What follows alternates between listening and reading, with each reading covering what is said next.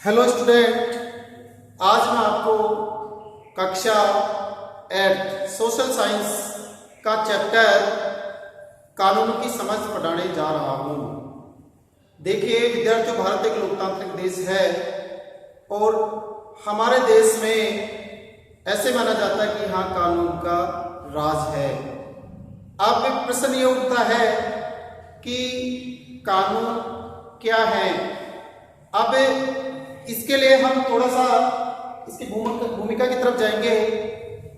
जैसे आपने कभी सुना होगा कि शादी के लिए एक फिक्स उम्र निर्धारित की गई है, यानी लड़का 18 साल और लड़की की उम्र 21 साल।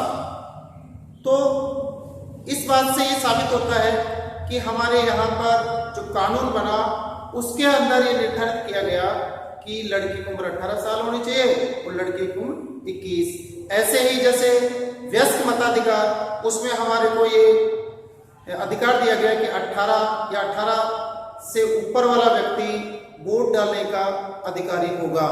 तो कहने का मतलब इन दो एग्जाम्पलों से हमें समझ में आ रहा है कि ये कुछ नियम बने हुए हैं और वो जो नियम बने हुए होते हैं वो हमारी गरिमा के लिए बने होते हैं ताकि हम अपना सम्मानजनक जीवन जी सके। अब प्रश्न ये उठता है कि कानून का निर्माण, देखिए विद्यार्थियों, कानून का जो निर्माण होता है वह संसद करती है या जो राज्य में विधानसभा या विधानमंडल होते हैं वो करते हैं। तो अगर हम देश की बात करें तो हमारे जो कानून का निर्माण करते हैं वो करती है संसद। यानी कुछ कानून इस तरह से बनाए जाते हैं जो हमारे जीवन के लिए, हमारे लिए अत्यंत आवश्यक होते हैं। यानी हमारा कानून धर्म, जाति, लिंग के आधार पर लोगों के बीच कोई भेदभाव नहीं करता। यानी धर्म हो या जाति हो या लिंग हो, गरीब हो, अमीर हो, इनके बीच हमारा कानून कोई भेदभाव नहीं करता। कानून के शासन का मतलब है कि सभी कानून देश के सभी नागरिकों पर समान रूप से लागू होते हैं। अर्थात हमारे देश में रहने वाले, चाहे वो गरीब हो, अमीर हो, चाहे कोई सरकारी पद पर हो, चाहे अपने कोई भी पद पर आसीन हो, सबके लिए कानून समान है। यानी कानून से ऊपर कोई व्यक्ति नहीं है, चाहे वह सरकारी अधिकारी हो या कोई धन्ना सेठ हो, यानी धनाढ्य व्यक्ति। और यहां तक कि राष्ट्रपति ही क्यों न हो। यानी आपको बता दूं विद्यार्थियों कि देश का सर्वोच्च पद, जो संवैधानिक पद होता है, वो राष्ट्रपति होता है। तो यानी राष्ट्रपति, प्रधानमंत्री, मुख्यमंत्री, अन्य मंत्री और एक गरीब व्यक्ति, सबके लिए कानून समान है। किसी भी अपराध या कानून के उल्लंघन की एक निश्चित सजा होती है। अगर हम कानून तोड़ते हैं तो उसकी हमें सजा मिलती है। ये आप अपने दैनिक जीवन में भी देखे होंगे कि अगर हम ट्रैफिक रूल्स नहीं फॉलो करते हैं तो हमें जुर्माना भरना पड़ता है। यानी हमने कानून तोड़ा तो हमको क्या भरना पड़ा? जुर्माना भरना पड़ा। यानी सजा तक पहुंचने की भी एक तय प्रक्रिया है।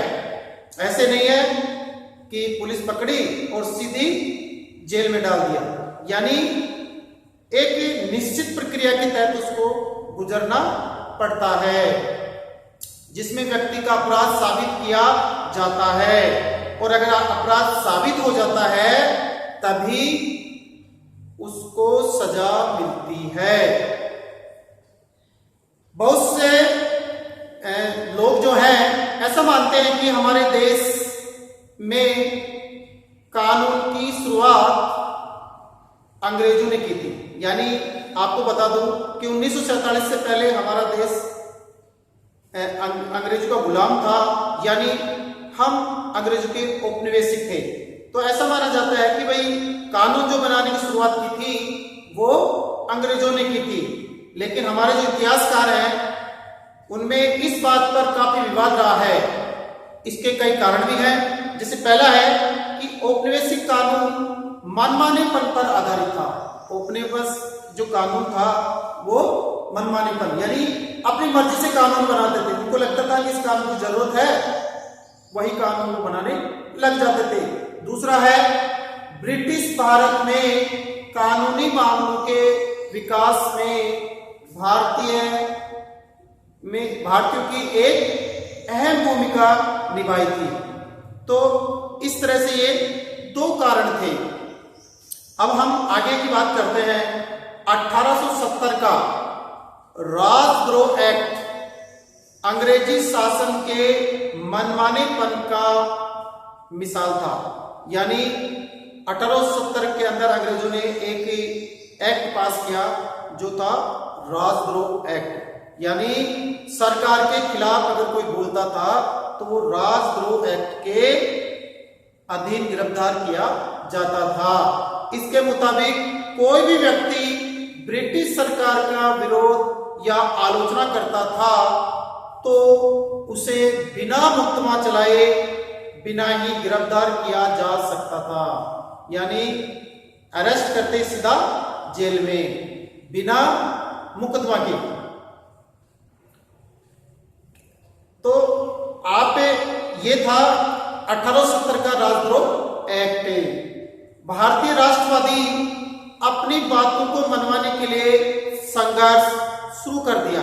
जो भारत के लोग थे तो उन्होंने देखा कि अंग्रेज हमारे ऊपर अत्याचार कर रहे हैं, तो उनके विरुद्ध उन्होंने आवाज उठाना शुरू कर दिया।